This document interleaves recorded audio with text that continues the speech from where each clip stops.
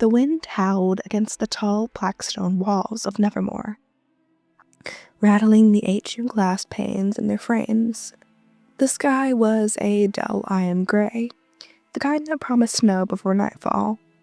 You should have been in class, or at least pretending to be. Instead, you were wandering down the black corridor near the conservatory, the place where the light was dim and the scent of a damp earth clung to the air. And you weren't alone, because a certain someone was with you. Wednesday Addams walked beside you, her usual expression somewhere between unimpressed and mildly suspicious. Her boots clicked softly against the flagstones, and the soft sound was swallowed by the muffled hum of the greenhouse heaters through the wall. She'd been quiet most of the walk, hands folded neatly behind her back, eyes fixed forward. "You're unusually quiet today," you murmured, tilting your head towards her. "I'm thinking," she replied simply, her gaze never wavering. "About?" you asked. She finally looked at you, those sharp, dark eyes catching the dim light of the polished obsidian. "You, and the fact that you've been avoiding me since last night." Heat prickled across her neck. "I wasn't avoiding you, Her eyebrow arched with surgical precision. "You're lying." You sighed and looked away. "Okay, maybe I was a little." The truth was that you'd been nervous. The night before, you and Wednesday had been studying together in the library after curfew. The usual tense, electric sort of quiet stretching between you. One moment you were arguing over whether a particular line in Poe's poetry was genius or pretentious, and the next she was leaning in, her lips brushing yours. It wasn't your first kiss with her, not even close, but somehow every time felt like a dare. Wednesday stopped walking, and you did too. The space between you two was tight, with something unspoken. "Avoidance is cowardly, and that is unattractive," she said, her tone matter-of-fact, but her eyes softened their unusual. "I'm not a coward." Her mouth twitched, the closest she ever came to a smile. "Prove it." Before you could even ask what she meant by that, she took your wrist and tugged you into the empty music room. The heavy oak door shut behind you with a faint thud. The room was unlit except for the weak daylight leaking through the tall windows, painting the dust in silver streaks. Instruments sat in neat rows, gleaming faintly into the shadows. She stepped forward, her scent faintly of parchment and cedar surrounding you. "I've been told that public displays of affection are reckless. I disagree. They're a form of warfare." You couldn't help the small laugh that escaped. "Warfare?" "They unsettle the enemy," she said plainly, as if it was the most obvious thing in the entire world. "They also test the strength of the alliance." You raised an eyebrow. "And what exactly are we testing?" She was so close now that her breath warmed her cheek. "Whether you'll stop avoiding me," she said. You didn't. Not this time. Your hand slid to her waist, pulling her that last inch towards you. Her lips met yours in the same deliberate way that she did everything. Slow and purposeful, almost cynical in precision, except for the way her fingers curled lightly into your shirt like she was grounding herself. The kiss deepened. Her hand came up to your jaw, cool and steady, tilting your face just so slightly. You kissed her a dozen times before this, but there was something sharper in this one, a quiet demand. You answered it without thinking. Your heart was pounding, like an old upright piano in the corner had just come to life. When she pulled back for breath, her gaze searched yours. "Better," she murmured. Her lips were soft and her voice was low. "Better?" you asked in a questioning tone. "You're less insufferable when you're not hiding," she said, her thumb brushed against the edge of her jaw before she leaned in again. The world outside the music room might as well have disappeared. The snow-grey light in the cold stone walls, the faint creak of an old wood. It all faded into the warmth of her lips and the steady rhythm of your breathing. Your hands found the small of her back, drawing her closer. For once, she didn't resist. She kissed you like she had all the time in the world left, like she had chosen to waste it on you and didn't regret a single second. "Someone could walk in," you whispered against her mouth, though your tone was more amused than worried. "I would relish in their discomfort," she replied without hesitation, pressing another kiss to your lips. It was reckless, it was stupid, and it was exactly the kind of thing that you liked. The kind of thing you both lived for. Minutes slipped by in that suspended quiet, the way they do when you're sure you're safe. Wednesday's braid brushed against your shoulder as she shifted, the other hand resting lightly at the back of your neck. You felt the scrape of her nails, faint and deliberate, and you shivered. Then, a sound. The faint, slow creak of the door hinges. Your heart lurched and Wednesday froze against you, but her eyes flickered towards the door. Dark and unflinching, she didn't move away. The door opened just enough to spill in a wedge of cold light into the room. Footsteps crossed the threshold, sharp and authoritative. You recognized them before you saw who they belonged to. It was a teacher. You could feel Wednesday's lips curl into the faintest smirk against yours, and she didn't move. The footsteps stopped, and a sharp inhale cut through the stillness.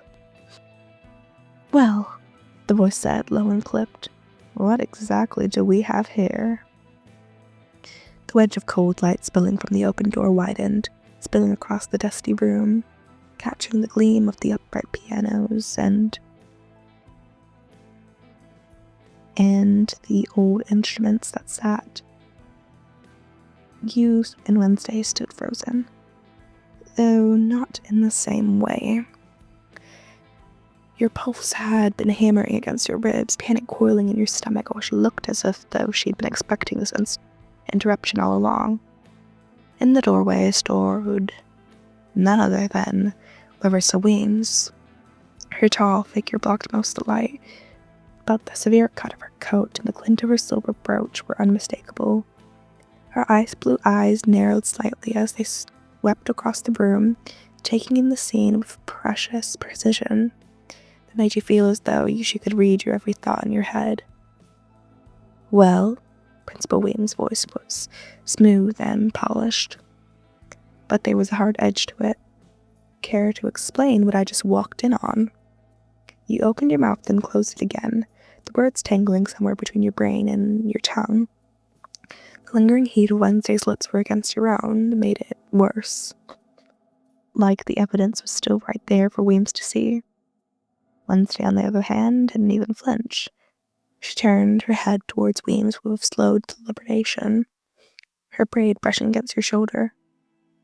"We were conducting a collaborative experiment," she said evenly. Weems' brow arched and her lips pressed into a thin line. "A experiment," she hummed. "Yes." Wednesday's tone was cynical, as if discussing a science project and not what actually happened. Testing the limits of personal boundaries in a confined environment. You nearly choked. "Wednesday!" She cut you off with the barest flick of her eyes, the kind that told you not to speak unless you wanted to become a part of her chess game. Weems stepped into the room, her heels clicking against the stone floor. "You're supposed to be in class," she said, her voice crisp. "And yet I find you here, conducting experiments." She let the words hang in the air, heavy with disbelief. "It's free period," Wednesday countered, and the music room was empty. Until now. The principal's gaze sharpened. "You do realize public displays of affection are against school policy?" "That would depend," Wednesday replied, countering, "on how one defines public." God, you wish she would just stop talking. Every word felt like she was tightening a noose around your neck, though you suspect she didn't see it that way. To Wednesday, this was another interrogation, another verbal duel to win. Weems's eyes shifted to you. Diane, care to contribute to this conversation? Would you tell me your definition of public? Your mouth went dry.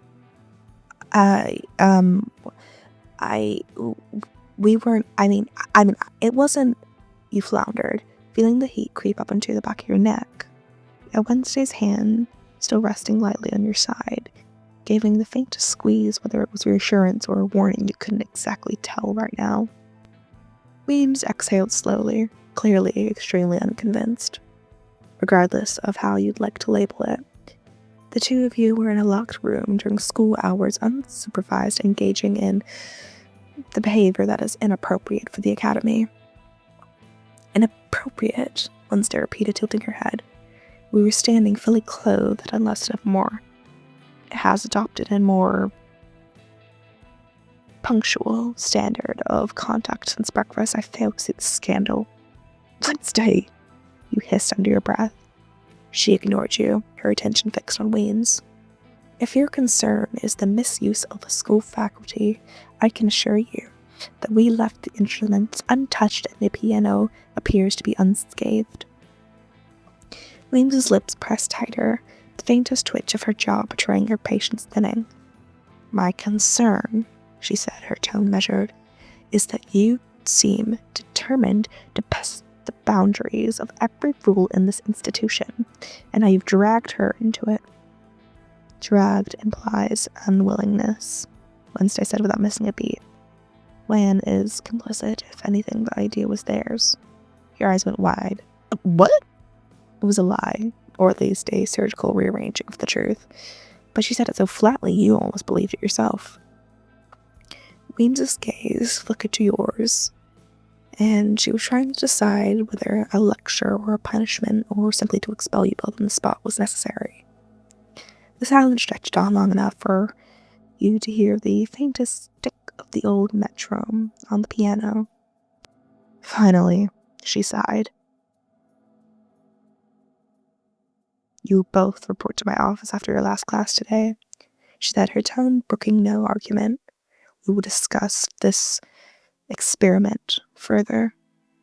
Your stomach sank. Yes, but simple Weems, you muttered. Wednesday, of course, simply nodded once, like she was being issued an invitation rather than a summons. Weems turned to the door, intending to leave, but paused. And Wednesday? She asked. Wednesday didn't answer. Weems's eyes were sharp as the winter wind.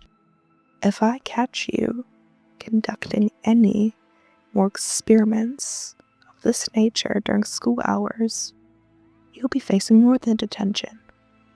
Am I understood? Perfectly, Wednesday said, though the glint in her eye suggested that she'd rather file this under challenges than warnings. The door shut behind Weems, the echo lingering in the quiet room. You exhaled hard, scrubbing a hand on your face. Wednesday, what the hell was that? A tactical deflection, she said as if it was obvious. Weems is more interested in controlling perception than punishing behavior. By reframing the incident as a philosophical matter rather than a romantic one, we reduced the severity of her response. She told us to go to her office, you pointed out, which she would have done regardless. The difference is how we arrive as reckless lovers or as intelligent, misunderstood students. You groaned. You are impossible. She stepped closer, her gaze steady. And yet you were still here. You wanted to argue with her, to tell her that she made things completely unnecessarily complicated. But the truth was, she was right. You were still here. Her hand brushed yours, fleeting. That touch carried more weight than the kiss in the last 10 minutes. Consider this a lesson, she murmured. Authority exists to be challenged. I'm pretty sure that's not how they write that in the student handbook, you muttered. I don't recall ever signing one, she said, and if I did, I certainly didn't read it. You shook your head, but a reluctant smile tugged at your lips. So, what happens when Weems really does come down on hard? Wednesday's lips curled into the faintest, most dangerous smirk you'd ever seen. Then we escalate. Before you could ask what she meant, the bell rang in the distance. "Why in?" she said without looking back. "After class, meet me outside her office." Okay, why?" he responded. "Because," she said, her tone like a closing move of a chess game. If Williams thinks she was the surprise of her recklessness, she's in for one, too. And then she wandered off, her black braids swinging as she walked. God, what were you gonna do?